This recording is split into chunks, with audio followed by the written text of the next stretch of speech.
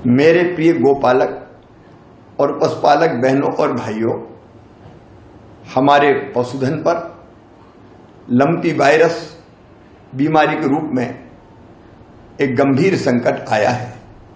Lumpy virus तेजी से मध्य प्रदेश में भी पैर पसार रहा है। हम अपने पशुओं को, विशेषकर गौ माता को मां मानकर पूजा करते हैं। गौ माता हो या बाकी पशु हो, हमारी अर्थव्यवस्था को भी मजबूत करने का काम करते हैं। आज जब वे संकट में हैं तो हमारा कर्तव्य है हम इस संकट से उन्हें निकालने के लिए भरपूर प्रयास करें। इन प्रयासों में आप अकेले नहीं हैं, सरकार आपके साथ है। सरकार आपको पूरा सहयोग करेगी। इस बीमारी का टीका भी हम फ्री में लगा रहे हैं। इस बीमारी से निपटने के लिए सरकार कोई कसर नहीं छोड़ेगी, लेकिन सावधानी आपको भी रखनी पड़ेगी। अगर हमने सावधानी नहीं रखी तो हमारा पशुधन गहरे संकट में आएगा।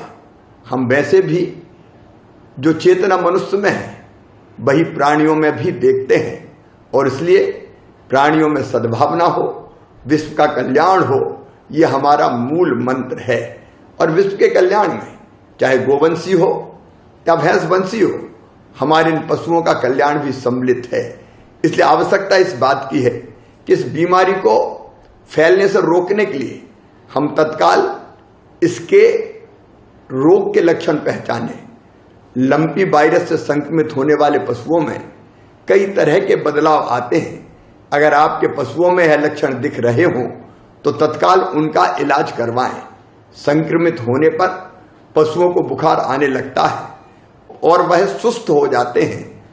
पैरों में सूजन आ जाती है, आंखों से पानी और मुंह से लगातार लार निकलने लगती है, शरीर में गठाने पड़ने लगती है। ये गठान गोल और उभरी हुई होती है। पशुओं का वजन कम होने लगता है और पूरे शरीर पर छोटे छोटे घाव जैसे उभरे हुए निशान दिखाई देने लगते हैं। दूध देने वाले पशुओं का दूध या तो बंद हो जाता है या कम हो जाता है। इसलिए इस रोग से अपने पशुओं को बचाने के लिए तुरंत उपाय करने की आवश्यकता है, क्योंकि यह बीमारी पशुओं से पशुओं में फैलती है। यह रोग मच्छर, काटने वाली मक्खी इत्यादि के द्वारा भी एक पशु से दूसरे पशु में फैलता है, लेकिन यह बीमारी पशुओं से मनुष्यों में नहीं फैलती। इसलिए इस तरह का डर मन में ना आए। पशुओं के संक्रमित होने के बाद यह वायरस तेजी से फैलता है, इसलिए बेहतर है कि कुछ सावधानियां रखकर पशुओं को संक्रमित होने से बचाया जाए। जो सावधानी है उसके बारे में भी मैं आपको बता रहा हूं। किसी भी एक पशु में लक्षण दिखने पर तुरंत उसे बाकी पशुओं से अलग कर दें और पशुओं के डॉक्टर से संपर्क करें।